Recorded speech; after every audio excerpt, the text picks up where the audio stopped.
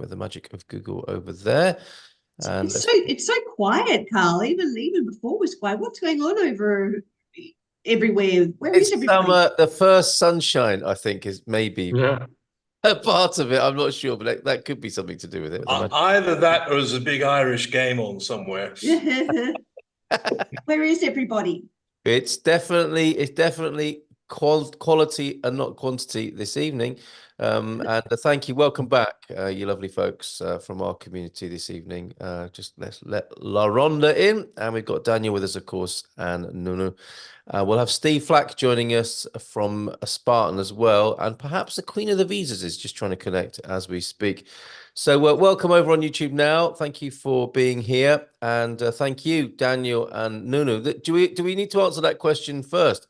It appears something to do with something called sporting. Is that right? Who wants to go first? Daniel's nodding.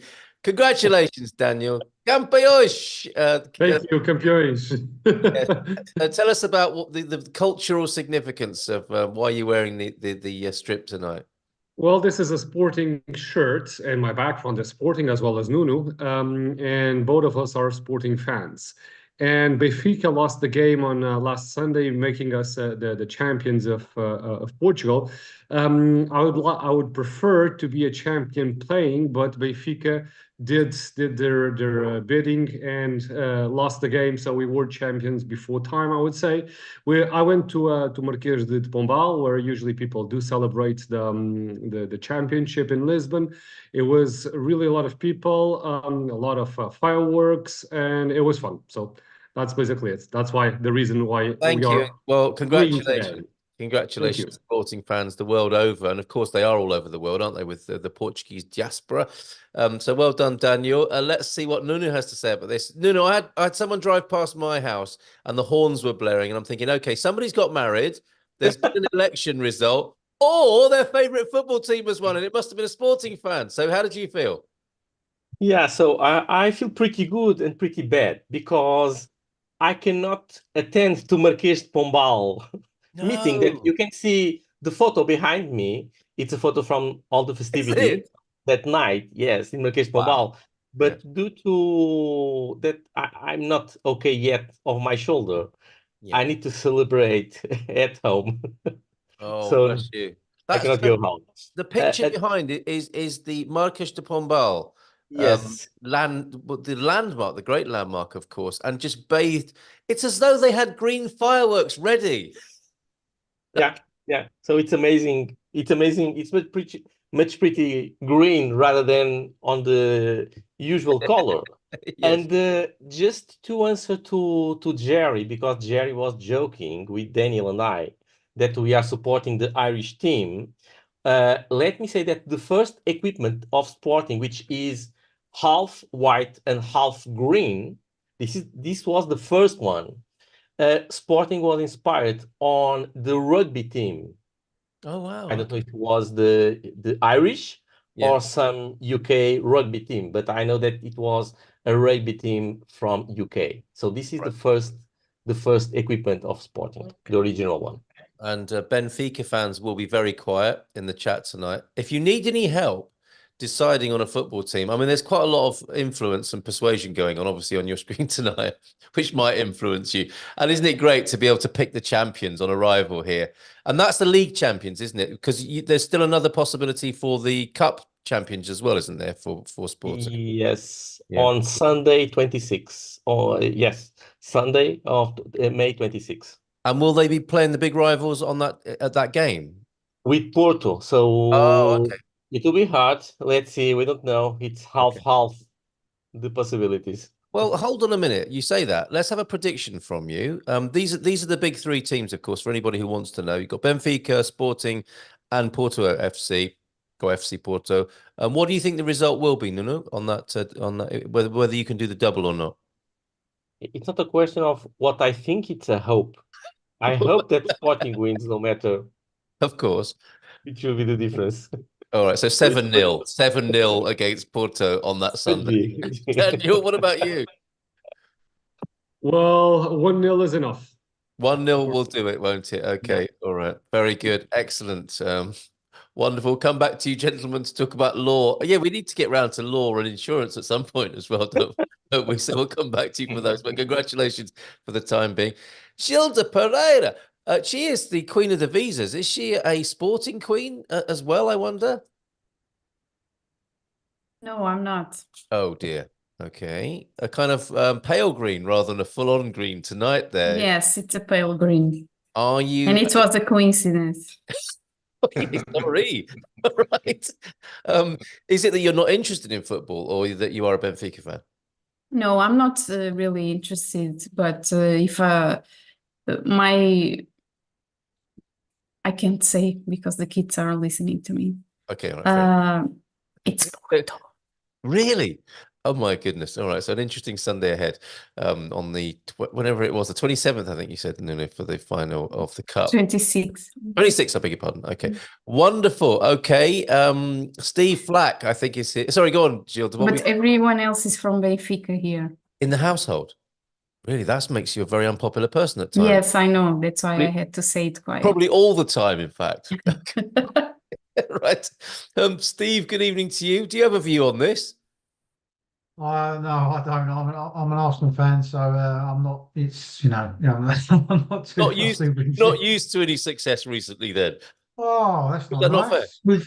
We've won plenty of FA Cups, just not many leagues. That's all. So all right, it's okay, not too bad. All right, good to see you. How are you this evening? Let's start with you then. There's been some announcements, hasn't there? The Bank of England kept the interest rate the same, and the technical recession is supposed to be over. How's that been affecting the currency for UK pound holders? Yeah, I mean, if I'm honest, you saw a quick dip and then it went straight back up. It's not been very volatile at all, nor has dollar euro either. They've only really been movements of around a cent, maybe a cent and a half, something like that. So there's not been huge movements. I think it's really so data driven. They really are waiting for either the EU, the UK or the US to actually make a decision and either make a cut or something like that. Because at the moment they're all staying steady. No one's really making a decision as to say, oh no, the next one we're going to do a cut, on interest rates, and that's what's keeping it so steady. It's a little boring, if I'm totally honest. It's not great for us. Obviously you've got the volatility is a great seller, so it's a little slow, if I'm honest, when it comes to with regards to the rates at the moment. Interesting. So steady at the moment. Anything to say more about the dollar? No, so that's not really moved much either. Like I say, that stayed relatively steady. It moved a little bit, probably around towards a cent, but then that's gone back again. So you could almost draw for the last month. You could almost draw a line through it. Wow. There's not much movement at all at the moment. So it is it's relatively slow. It just doesn't. So you get the odd a little bit of movement, and we get clients to jump on the back of that if we do see around a cent movement. But other than that, there's not the huge movements that we've had in the past. Okay, fair enough. But whatever's going on with the currency, always a good time to open up a free account. So you're ready to act when you do want to, and that can be done with all the details that you're seeing on Steve's screen there. Talking of leagues, Steve, a little bird told me that you deal with quite a few Expats Portugal clients, and you have many 5-star reviews. So you may be top of the league when it comes to looking after Expats Portugal. Yeah, I know you're too modest to mention it yourself. Yeah, no, look, I worked with a lot of the guys here with Expats Portugal, and this is another good reason why we need to start that page that you said about getting me over there, so I can actually see the country for myself. So yes, and other colleagues are getting the best deal on that at the moment, aren't they? Yeah. With the Portuguese action. Exactly. Yeah, Sarah's there. Ben's been over there recently. And Neil's just been away to Cyprus and things like that. So I'm just waiting for my turn. So hopefully not long. Maybe an Arsenal Gunners fixture over here at some point would be a brilliant. Yeah, find an excuse.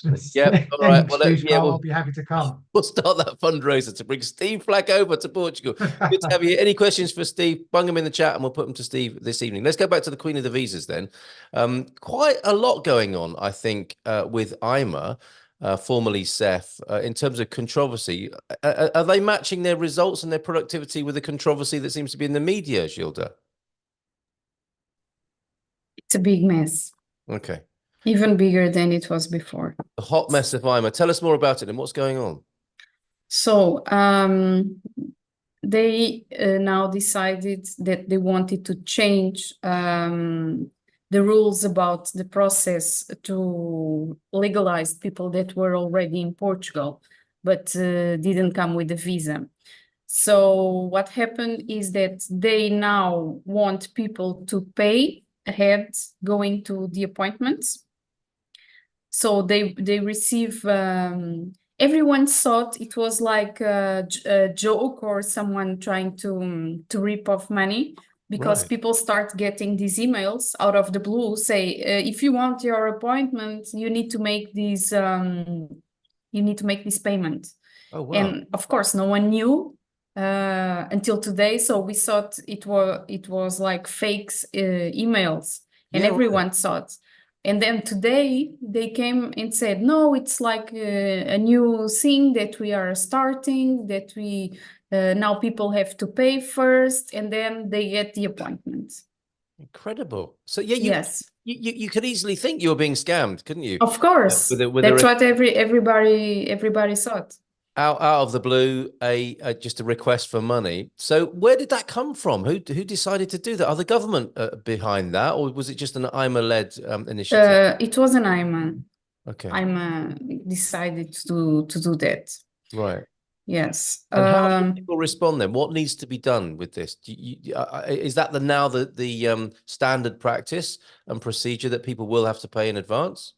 Well, according to what was on the news today, yes, that is going to be the new procedure. Wow. Okay. So no better time then to be involved with your services to help people. You're with, right up to the cutting edge of this, dealing with it as it changes minute by minute by the sound of it. And you'll be aware, because of all the clients you're dealing with, what needs to be done. So a good time to be working with, better than ever, really. I mean, better, I use the word advisedly, but you're going to be in good hands with Gilda and the team, because you're going to be right close up to the action and knowing what's going on moment by moment, Gilda. Yes, and I'm going to meet someone from the government to being able to talk about these issues. And one of the things that I'm going to bring is the visas issues. Why is it so difficult to make appointments, especially in certain consulates? Oh, we're glad to hear that. So And you're making a representation to the government. You're being yes. consulted. Fantastic, good news there. Okay, hopefully friends in high places, and you'll be able to apply some influence. Well, I'm going to try to reach the attention for the family reunion process, because it's becoming very, very hard. But I think that they have some plans to work on that, just not sure what they are going to do. Mhm. And yes, that is one of my mainly concerns, how people that came here without appointments, Mhm. how are they going to get these appointments? How are they are going to take care of the family reunification, and also the visa problems, and the delays on the renewal. Wonderful. Well, I guess, I say wonderful again. This is encouraging that you're finding yourself in these positions, but it's sad as well, the overview, the context that you should have to be there doing that in the first place, and that things are working so badly. But good luck with that, and I'm sure we'll be the first to find out what goes on from you on these Thursday night sessions. So all the best with that, Gilda. We'll come back to your question, Alex, because that's a good one. And Rebecca, thank you very much as well. Tom, thank you very much. These are all important questions. We need to check in first of all, though, with Daniel and Nuno. So let's go with Daniel first. What's happening in the world of law, Daniel? Well, for the time being, as the government is a new one, they've barely had their first month. We're not seeing any developments in new laws and major changes. So there's some political joke going around that they approved to reverse the logo of the government, and that was it in the first month. But they've actually approved something that is quite interesting for it. It wasn't the government; it was the parliament. Something that is quite interesting for the people living not in the urban centers, and this is the toll roads that were in the interior of Portugal and south. Are supposed to stop being paid, and this is an interesting development, I would say, because the majority of Portugal is concentrated in the coast, and the interior of the country needs some development, and having proper roads without being paid is a way to pave that development. So I think that's an interesting measure that they've put forward. Let's see if it does reach the end user, us, the people that use those motorways. But it's the most recent development for the time being. Excellent. Thank you very much, Daniel, on that. So yeah, I noticed the logo business. Typically, with a brand, a rebranding, people were saying, "Well, we preferred the old one, and you've spent all that money now." It was a typical sort of situation, wasn't it, where the government were trying to make a more modern-looking logo. But And it wasn't very popular, was it, as it turns out? it wasn't at the time. So they've changed the old logo to something new, brand new, simpler, and rounded corners and whatnot. But then this new government decided to reinstate the old logo. So all the money that was spent in changing the paperwork, it was actually put down the drain.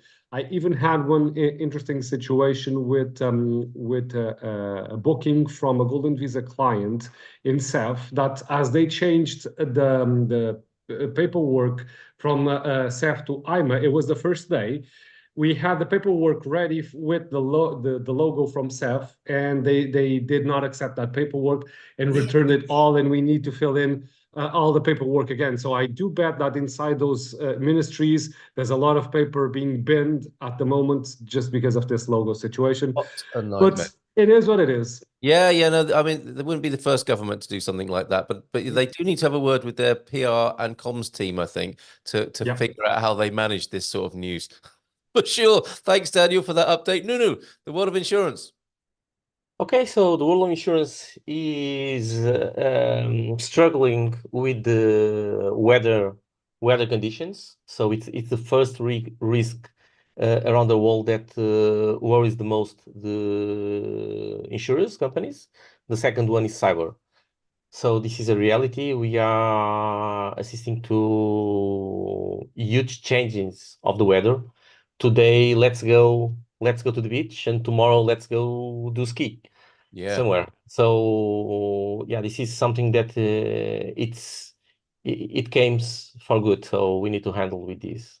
Very interesting. And actually, I did that this week. I was at Tor, the highest point in the Serra da Estrela, on Tuesday, I think, or Wednesday morning, and then well, Tuesday that was, and then back potentially swimming in the bay at San Martino de Porto on Wednesday. The weather is very, very changeable, and I think you're saying it's going to change again next week. It's going to be rainy and cold again here in Portugal. Yeah, I heard that. That next week cold again. So okay. Bizarre. Okay, bizarre. Let's handle with this. And I interrupted you there. You were talking about the weather. I think you've something else to add.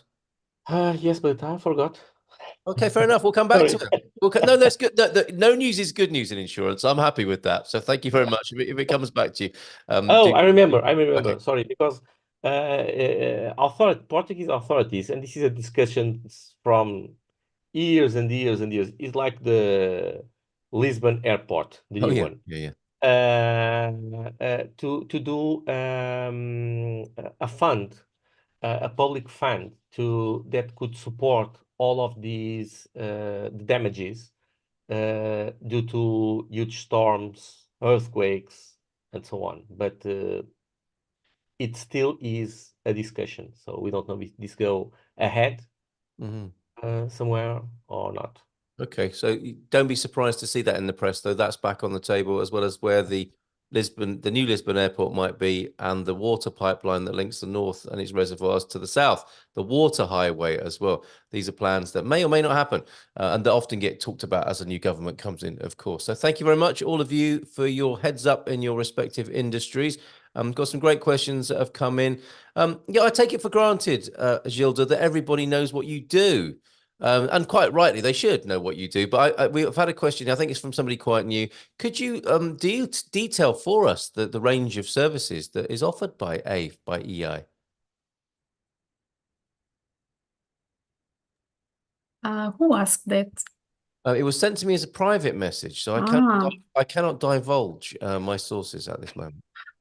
And I've got a really good lawyer. Okay, so we do all the process that has to do with migration to Portugal, from getting your Portuguese tax number to settling a bank account, asking for the right visa, and then once the visa is issued, we go with you to the migration authorities to have your appointment with them to turn the visa into a residency permit. In the meanwhile, we can help you finding an accommodation, settling the utilities, picking you up from the airport, pretty much everything that has to do with migration, we are here to help. Excellent. So there you go. Whoever it was Okay. that asked that question. Thank you very much indeed, Gilda. Yeah, good points being made, Tom and LaRonda, about CEF's changes. We're just going to hang on in there, and Gilda will update us every week about what's going on. And of course, you can get their help to represent you in what's quite a mess at the moment, but they know what they're doing over there at EI, as Gilda has just detailed for us there. Good evening to you, Tom, by the way, in Ohio.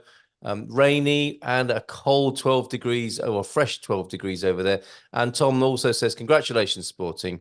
You only have 18 more to go to catch up. That's not fair, is it? All in good time, I think Daniel's saying. He's not at all bothered by that comment there. Well done, Daniel. Looking for thoughts from Rebecca here. This may not be the group to ask. We'll see about that. But if a D7 visa starts on, say, July the 2nd, but the plane is due to land at 11 p.m. on July the 1st. Oh, interesting. Should a person reschedule the flight or just walk very slowly at the airport? That's a great question. Odds are the flight will arrive late, but I'm wondering what folks think. I mean, Gilda, we need to ask you that first, don't we? So coming in earlier than your visa might allow, what would happen? No problem at all. You could even come to Portugal earlier because, well, actually, I'm saying this, but I don't know where you're from. But Okay. because if you are from a country that you can be in Portugal as a tourist without a previous visa, then no problem, because you can come to Portugal 3 months after. Then you have the periods of your tourist staying and then the period of a visa.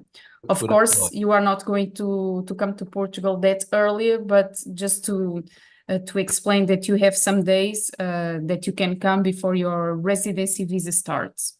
There you go. Because you have time to come to Portugal as a tourist. If you are from a country, for instance, from South Africa, you need to have a Schengen visa to come before starting before the residency visa, but it's not going to happen just because of 1 hour. Right. Okay. That's good to know. Reassuring for Rebecca. For the likes of people who are coming from the United States, UK, Canada, it's really not going to be an issue, is it? And in fact, you get to celebrate twice. Rebecca could land at the airport, have a pastel de nata and a glass of espumante as a tourist. And then as soon as it clicks over to the 2nd of July, have another one as an official arrival on a visa there. So there you go, Rebecca. I'm glad you asked that. And I think you got a great answer there. Didn't realize how lucky we are. Rehan has his appointment on Monday and mine June the 19th. Thank you very much to you both, Robert and Rehan there. I think I've got your names right there. Thanks, EI is the message coming in there. So yes, I think really the point being made there is, you know, you're ahead of the mess and you've got some great help from EI there. Jose Cruz, good evening to you. How much is IMA charging? So those charges we mentioned, I forgot to ask you, Gilda, what are people being asked for exactly, and how much money are they being asked for the privilege? So we don't know yet if these, because normally what happens is that they should publish something so that everyone knows what they are going to charge, but this didn't happen. Only they inside of the organization knew that these rates were going to change. So we don't know all of them. From the emails that we got, they were all from the CPLP, the Portuguese speaking countries. And from these countries, you have a special fee, migration fee, that is much lower than from other countries.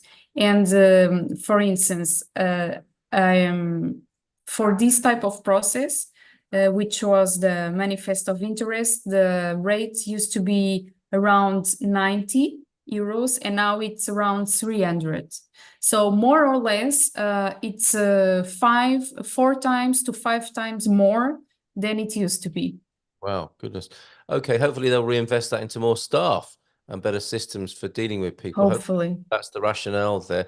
And talking of charges coming into Portugal, how long now till there's the Schengen or EU charge that's going to be in place? How long away is that, do you think? I can't remember the name of it, forgive me, but it's the EU, you know, the visa for coming into the EU generally. I think there's going to be a small cost on that soon. Yes, ESTA. Yes, that's right. Yeah. Well, is any news on when that might be implemented? No, it was supposed to be since the in January, but then it didn't. So I don't know. I guess it was postponed. Yes. And I don't know the cost of it. And maybe because as I understand it, the EU have had sent a memo or have requested the pleasure of the diplomatic company from Portugal to say, hold on a minute, look, what's going on with IMA? I think they've had a little bit of a word, haven't they? So maybe that was priority rather than the EU trying to organize 27 member states to organize an immigration control. So maybe that's hopefully delayed and will be sometime in the future. Did you want to add anything to that, Gilda, about that? No, actually, the European Union sent Portugal a warning because of this mess that is happening with migration. Because for no reason at all, we have a delay of 1.5 years, 2 years to legalize people. So there are many people stuck in the country that cannot go. Well, they can go out, but then if they go out, they cannot come in because of these delays. A horrible situation to be in. It's come to the attention of the EU and they've given Portugal a bit of a warning about that. Okay, thanks for the time being, Gilda. Steve, thank you for the suggestion of your free guide there. What will people find out in there, Steve? Yeah, so it just gives you an idea of, obviously how to, use our service, register with ourselves, just giving you tips and tricks just to make sure there's things that you remember before you leave. Sometimes when you actually leave the US or the UK, sometimes it's not always that easy to speak to the banks to get your funds out. So it's always worth, just checking with your bank to make sure that they can, do international transfers and things like that. So yeah, there's lots of there's lots of information in there to try and make that process a lot easier and just hopefully help you in the future. Yeah, and the more information you can get, the better. And just so you don't get caught out, a bit of a checklist going on there. So the link for that is in Zoom. I'll pop that over to YouTube as well, where we've also got questions. Vicky and the Naunu are over there. So I'm going to pop over just quickly to YouTube, and do let us know if you're here on Zoom with us as an Expats Portugal member. Do pop your questions into the chat and your comments as well. Boa noite a todos from Vicky. We heard the fireworks all night from our apartment and the honking horns through our neighborhood. That'll be sporting fans. The Nanu, hi everyone. How much cash can one person bring to Portugal?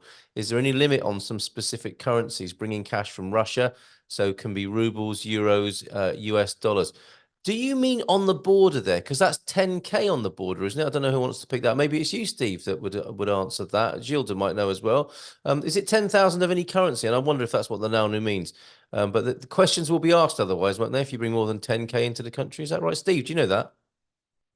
No, actually, because we don't deal in cash, it's not something that we would know. It's always all as is wire transfers. So, and obviously we can send as much as you like. So there's Steve's point there's nothing from us. We can send as much as you want. All right, Gilda. Okay, and we need to clarify with the Nano if it's like a suitcase of cash and how much you can bring in. But 10K, is that right, Gilda? That's what is on my mind. Yes, it is. 10,000. Okay, so just check. Let us know. I don't know if Daniel wants to add something to this. Well, it's 10K or equivalent to 10K. If you have a foreign currency, it needs to be converted to euros, and the equivalent cannot surpass 10K. That's basically it. So it's a limit. It's not like if you bring more, it has to be taxed or something like that. There is just a hard limit, is there, to how much you can bring in? Yeah, because if there's more money circulating in banknotes, well, then shady deals can be occurring without the control of banks, and that's the reason why they want to cap the maximum amount of money that you can carry in cash.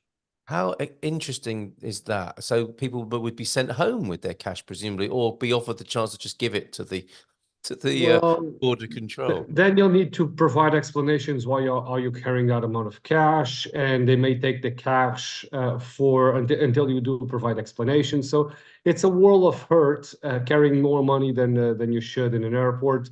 Just use Steve's services, and you'll be without any problems with that. That's Yes, basically the do it advice. electronically. Well said, Daniel. I'm sure Steve will agree.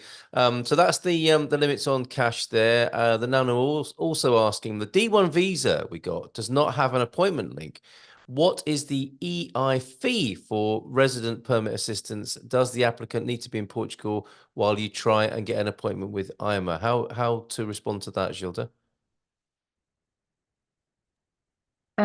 Yes, the applicant needs to be in Portugal to make the appointment. Right, and because we can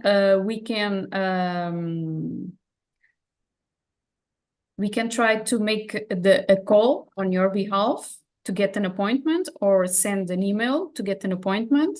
But the first thing they are going to see is that they are going to check the system to see if you are here or not. Okay. All right, thank you for that. Yes, and then if you want to engage our services, we only don't make appointments, because that is we think it's not a fair way to work. So what we do is we give assistance with all the residency permits, and within the residency permit assistant, we can make the appointment. So there you go. Worth having a call with EI to find out what it will cost you to engage in a more comprehensive way. And also, this decision was made because many lawyers and many other migration agencies were selling appointments, and this is not the correct thing to do. It's sometimes what happens when the system doesn't work. People try to get a way around, and try to get money out of people that are in a hard situation. Yep, and your preference is to help people in a more ethical and broader way. And a discount is available for Expats Portugal premium members as well. So thanks, Yoda, for that answer. Thank you for the question. Now, let's see what else is happening over there on YouTube. And don't forget, folks, here on Zoom as well, let's not run out of time. If you've got questions, any questions at all, it doesn't have to be specifically in the niches occupied by our experts here. They'll have a view on more general cultural questions as well. Christian, hi, and thanks for your help. I have the NHR since 2023.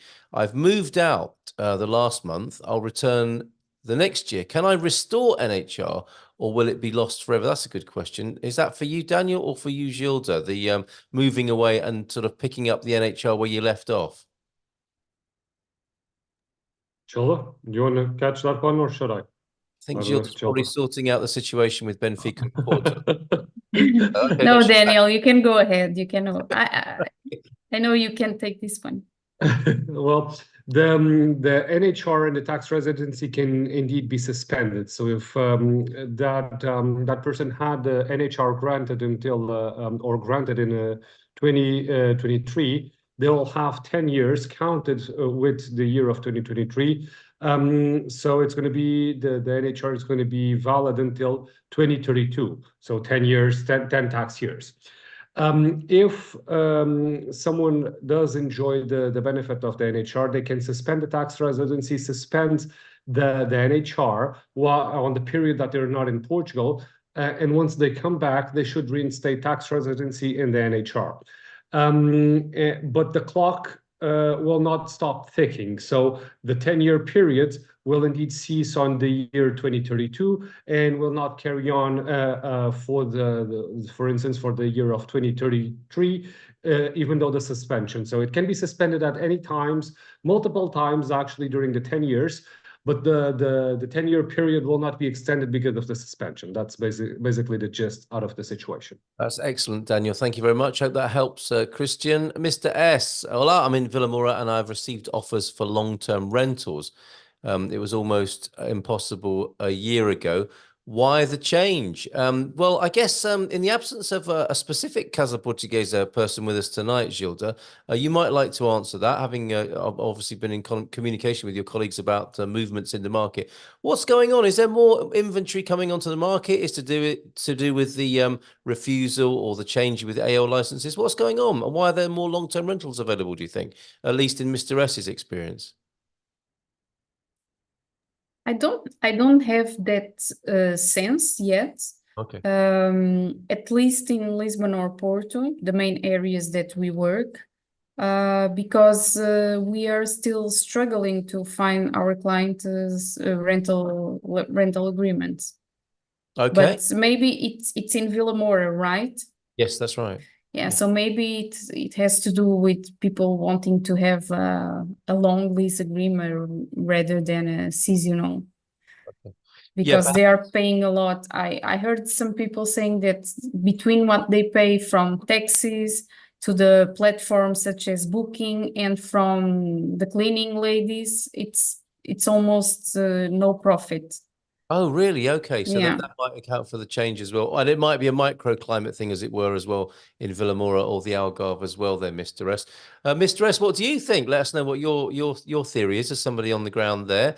SR also on YouTube. Hi there. Thanks, Gilda, by the way. Hi there. I'm in UK and I'm looking to move to Portugal. I would recommend that. I've been in that situation at SR. I would thoroughly recommend you do that from my point of view. Well, how can we help you tonight, though?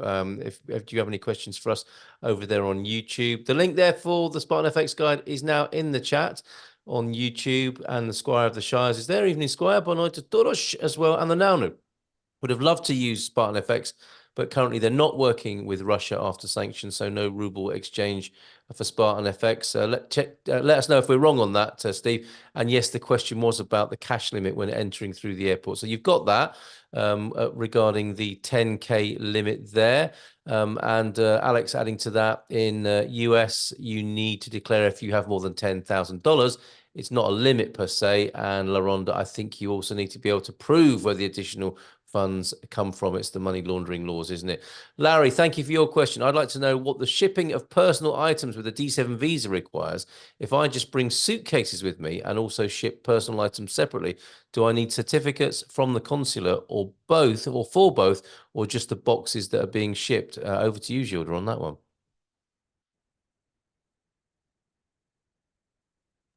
Sorry.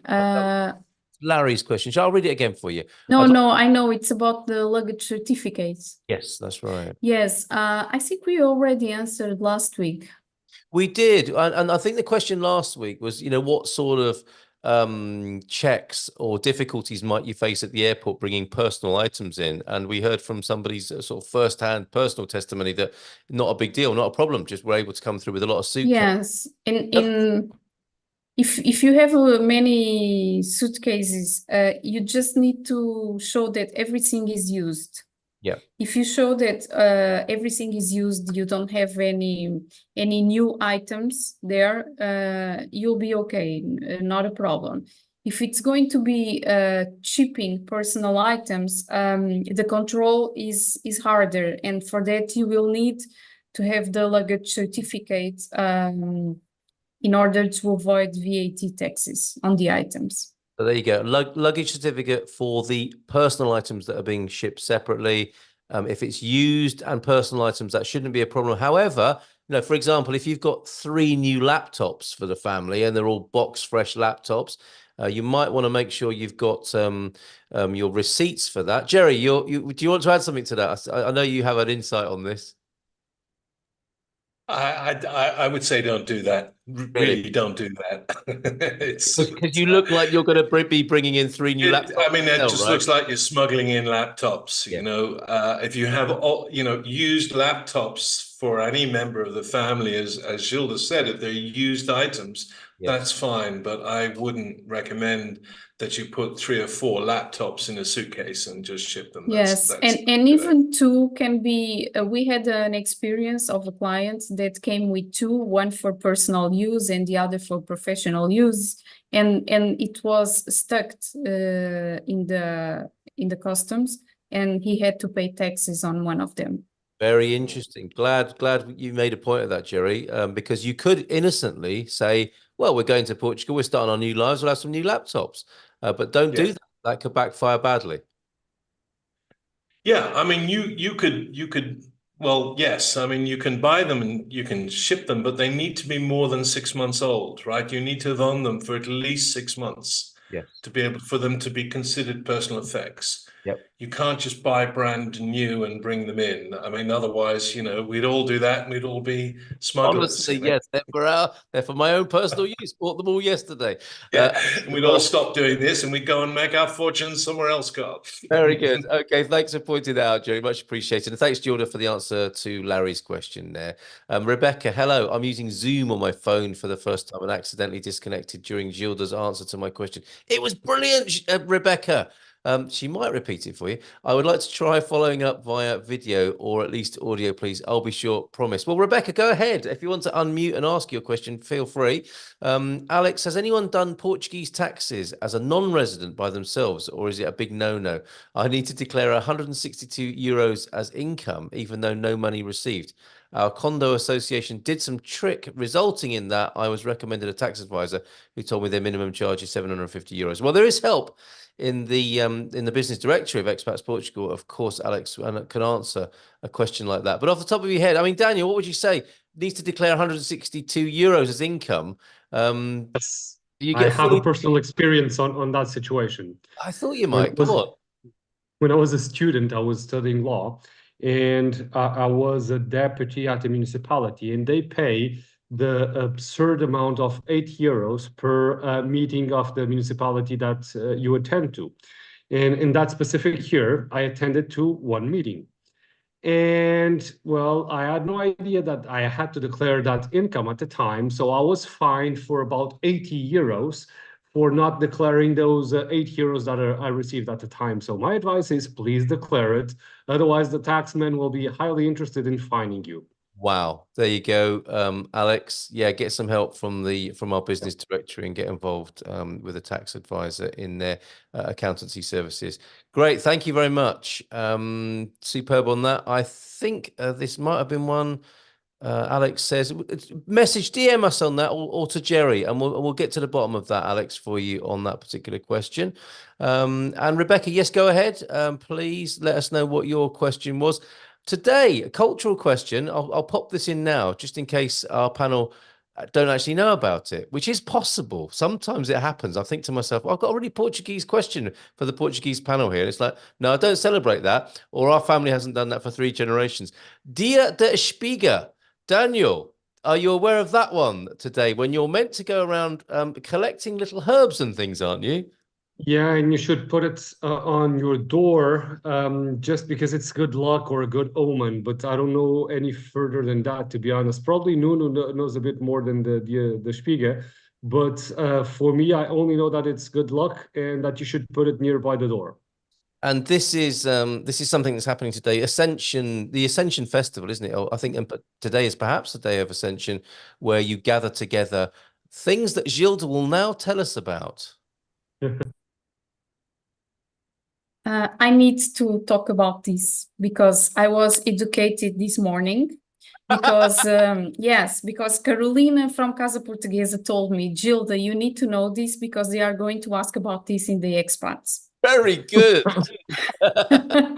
So I didn't know anything about this, but now that I've learned this morning, I can tell you that it has to do with some dates that Jesus Christ went to heaven after he died. Yes. So I think it's 40 days after Easter or something like that. And then you pick up something with, how do you tell Spiga? It's ears, isn't it? It's Day of Ears in a way, or the Ear Festival. But they're ears of corn for one thing, aren't they? So the espiga is like a barley or corn ear for bread, right? For bread, yes. Yeah. So that represents the bread. And then you have red flowers that represent the love. And then you have the white flowers that represent gold and silver.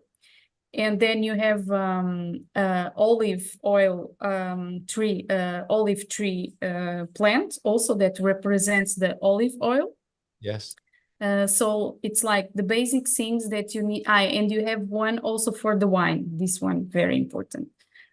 So that's Alegria for the joy. That's right. You nearly forgot So- that one. I'm surprised. Yeah, I don't know where my head was. I'm tired. So this one, and then you should put in the back of your door from your home, and it will get dry until next year, and then next year on the same situation you will change it again. There you go. Yes. But it's like a bouquet of flowers, and everything has a different meaning. It's a little posy, isn't it? And there's some alaclin in there, which I think is rosemary. Is that right? For health as well. So it's a lovely little posy. And I've sent that file through to everybody on the chat so you can have a look for yourself and see how well Gilda did. Who was that who said you might be asked about that this morning? Carolina from Casa Portuguese. Well done, Carolina. Excellent. She knows me so well.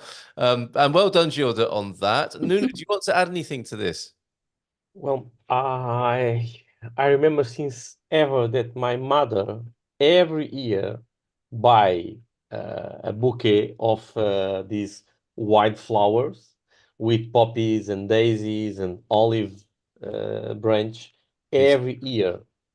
And what I heard always is that this is to have bread, so meal, every day at home. So basically it's associated to this, as far as I know.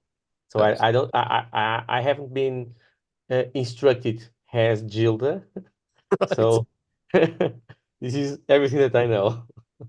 Right. Thank you. Well, thank you so much. That's a good effort, a good team effort there from the Dream Team tonight. And it is a lovely little festival, and it might be a wonderful thing to do if you're new in Portugal, to gather those things. Just gathering each of those things for the posy would be quite a nice little challenge to have. And you meet lots of people along the way there, and you pop it on your door, ready for some good luck for the year ahead, and you refresh it again next year. So thank you. Dia de Spiga, everybody.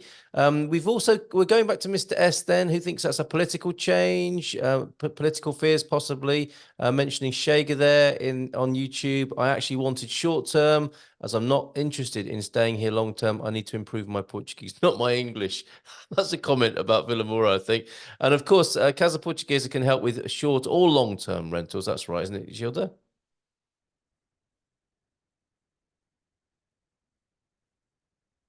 Who might unmute for us in just a moment. I was watching the thing that you sent to the chat. It's very nice, very educative. Welcome. Yeah. You're very welcome. So short and long term, Casa Portuguesa. Yeah, short and long term. Right. And on that note, and that little, I think a little sort of dig at the Algarve, saying that I want to learn Portuguese, not English. Where would you go if you took somebody literally on that? Where in Portugal would you send them, Gilda, where they would be completely immersed in Portuguese, and it would be the opposite, if you like, to the situation that Mr. S is talking about? Where would you paratroop Mr. S into so that you would have no other alternative than to speak Portuguese? And I think Daniel likes the sound of this question as well. So you first, Gilda. Interior of Alentejo. Okay, just right in there, no choice but to improve. And I don't even understand why people don't choose that area more often. Okay, say more. Excellent wine, obviously, and gin as well, as we know now in Alentejo. A lot going for it. So on that note, then, what towns in the Alentejo? We have a lot of them, like Évora, Beja, Monsaraz, so many different village. And now we even have I think it's the largest one of the largest artificial lakes in Europe, which is the Alqueva. and it gives you the sense of peace, and it's stunning. And why do you think this is? Why do you think it is being overlooked? Is it just a matter of time and it will become more popular over time? I think that when people really discover Alentejo, it will become more popular. Yes. Okay. Well, it's got a lot going for it, as we've quickly illustrated there. Daniel, I think you were giving that a thumbs up. If Mr. S really wants to learn Portuguese, straight into the Alentejo, no choice but to speak the language. Or eventually to the north and right part of Portugal. You have cities like Bragança, Macete Cavaleiros. Those places, eventually you will struggle with finding people speaking English because there's not a lot of tourism from foreigners. And therefore, you'll need to learn Portuguese if you live in a place like that. Or Chaves, for example, that the first stop and the first northern point of the Route 66 here in Portugal. So there you go, Alentejo or the northern towns. What about you, Nuno? Yeah, so Gilda and Daniel, they have talked about the two places that I should say. So Alentejo and Bragança area, yeah, should be the places where you can find less people talking in English. There you go. All right. A great thank you both, all three of you there. I didn't ask Steve on that. I think it would have been unfair to do so. Ubi's in. Oi, says Ubi. Which festa involves the gathering of the Francesina? So there'll be another opportunity to head north to have a Francesina. Could you quickly describe what that is, Gilda, first of all? And do you know where there is a festa that revolves around that delicacy as well? Yes, there is. I know that is I don't know when, but every year we have a Francesinha festival. I think that in the Lisbon area we have it in Odivelas, I guess. Okay. Yeah, it's the Francesinha festival, which I don't understand because how they can do a festival with that, because you eat one and you are full until the next day. Yes. But I don't know how you can, unless they make micro francesinhas for you to taste. I don't understand how you can make a festival out of that. So that would be a francesinhazinho, wouldn't it? I guess a little one of those. And I think that's a really great idea. And it is, I mean, literally, it is probably most of the things that you would find in a Portuguese kitchen turned into a sandwich, covered in gravy, cheese, and a fried egg, eaten with chips and a cold beer. What could possibly go wrong? Spicy and spicy. And spicy. The only other consideration, perhaps, is to get some health insurance from Nuno at Winsurance. Do you want to add anything to that, Nuno? I'm not a big fan of francesinhas. For me, it's every time Nuno talks, I feel he's not Portuguese. You remember last week? Yes, absolutely. Well, I love caras de bacalhau e mão de vaca com grão. So happy now, Gilda? Typically Portuguese. Yeah, but yes, for me it's a bit heavy. But if he's in a small quantity, yes, I like, no doubt. But it's not something that I attend to a restaurant to eat. No, fair enough. No. Okay, all right, Daniel. I'm thinking after a busy day out on the water, there might be nothing better, or a sailor's hangover, having a francesinha. Would I be right? I love francesinhas. It's one of my favorite dishes. I usually eat one every 15 days, give or take. You have one or two good restaurants in Lisbon that do serve francesinha, and each time that I go to Porto, it's mandatory to eat one. So if you are in the northern area of Portugal, it's mandatory for at least once in your life to taste the francesinha. If it's not your thing, it's not your thing. But if you like heavy food, then that's a thing for you. Wonderful. Thanks, the three of you. Again, Steve, probably not able to comment, but we'll buy you one, Steve, when you get over here. That's the first thing we should feed you, is the francesinha. And Covilhã is Mr. S is saying, possibly for a francesinha festival there. Thank you for that. Connie's in the building as well. And over on YouTube, thanks, Dream Team. Thanks, Gilda, for the info that I must email. Repayment is not spam. Thank you from Connie there. And Guimarães, I love Guimarães. That would be another, I think, an opportunity to speak mainly Portuguese rather than English there. And cool, says Ubi, about the responses there on where to have the Francesinha all over Portugal, really, to be fair. Back to Zoom now, and a question from La Ronda. How are the services in the interior, Alentejo specifically, Gilda? So you brought up the Alentejo as a possible place to live. Specifically, access to medical services and transportation. The area appeals to me, but I won't have a car to get around. It's a really good point. How would somebody fare without a car in the Alentejo, and what are those services like? Okay, so if you are in the city like Beja or Évora, that are quite developed cities, despite being in the center of Portugal, you can have medical services. The transportation, it's not so good because these areas, because they are small, almost everyone has a car. So either you are very restrict on this town and you do everything walking because it's possible.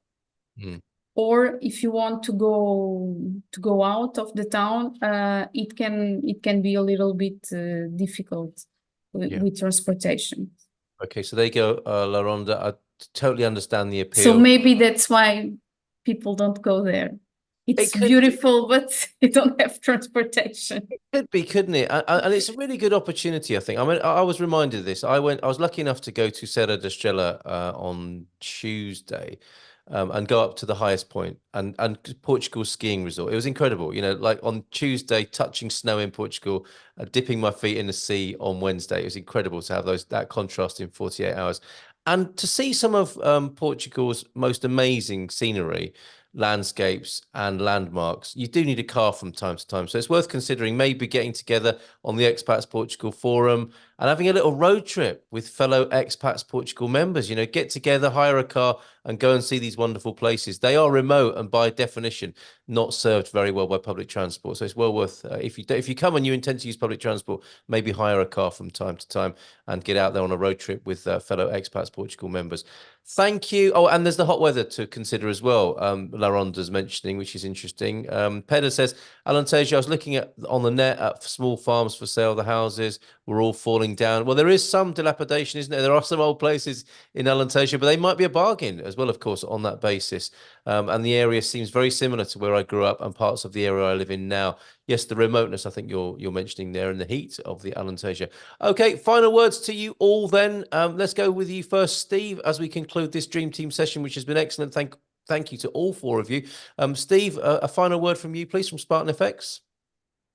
Yeah, look, always just please get in touch if you've got any questions. So like I said, we've put the guide on there, which we can help you in the future. Feel free to get in touch with any questions that you've got. We've sending money. You know, it's quite new to a lot of people, so no questions silly. Feel free to get in touch. All the details are on the page there for you. So yeah, whenever you need me, just get in touch. Well said. And you can join a long list of people who are very fond of Steve Flack and his excellent service that he offers to the Expats Portugal members. So thanks for being here tonight, Steve. Much appreciated. And up the Gunners. And there's skiing in Portugal, you said, Alex? Yes. Not all the time, it has to be said. And there wasn't enough snow to ski on up there, but people do ski at the resort. I see Vodafone have pulled their sponsorship of it, but there is a ski resort up there, 1,800 meters above sea level up there in the highest point of Portugal. Over to you, Nuno, for your final words, please. Obviously, congratulations and celebrations continue for Sporting. How long will that go on for? How long? How long will you be celebrating for? The rest of your life, right? Oh, no. At least 1 year, because, you know, it's so rare to get that. Well, actually, Daniel and I, we prepared something to the community, okay? I don't know if you want that we go ahead or not, but let's get a final. I think this is probably how we're going to go out tonight. You and Daniel. So Gilda, your last words first, Gilda, and then we'll finish with these two Sporting fans here. I will show up next week with more news about Iron. I hope interesting ones. Yes. Okay. And will this be after your meeting? Yeah. Yes. I think actually it is on. No. Yeah. It's after. Okay, all right. Rebecca, I'm sorry, we're not going to get to your question, but make sure that comes through to admin at Expats Portugal, and we'll get that dealt with, because I'm a bit lost about which bit you needed to know. And of course, you can review and replay this, because we did answer your question earlier on, and you'll be able to see this on the YouTube channel. Sounds like then it's over to Daniel and Nunu to close the session tonight with a sporting tribute of some kind. Is that right? Yeah, okay. Yes, it is. So, first, we have talked about this, Daniel and I, and we are completely out of our comfortable zone. Okay? Yes. And second, after this, all of you will forget that you saw both of us doing this. Okay? It's like Men in Black. You'll have that little pen, will you? That will just Yes, please. memory. Okay, very good. So this is a history of love, basically. So translated to English is pass this love, this passion from generation to generation is the obligation of any and all lions. Grow up and teach kids this way of living and shout to the world, sporting until we die. Sporting até morrer.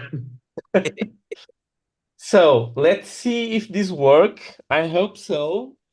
Daniel, I'm counting with you. I'll try my best. Okay, so let's go. Oh, it's about what you are seeing behind me.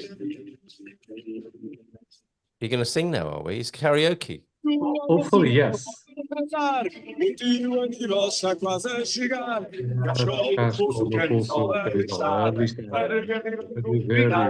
Para a bancada, não importa o frio, não importa se chove, para ver o Viçodamas ou o Balacó, aquela carrinha com 50 mil barros, e os militantes, quando se ganhava.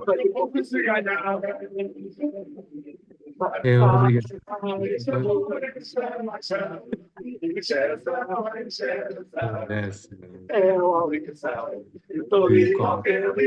Não. Look at him go. Esta forma de viver. Sporting até morrer.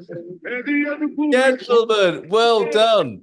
Now we're going to get. Do you know what? I think Nuna will put the link to that video into the Expats Portugal forum, and we'll sing it all together next week. Hey, Jerry.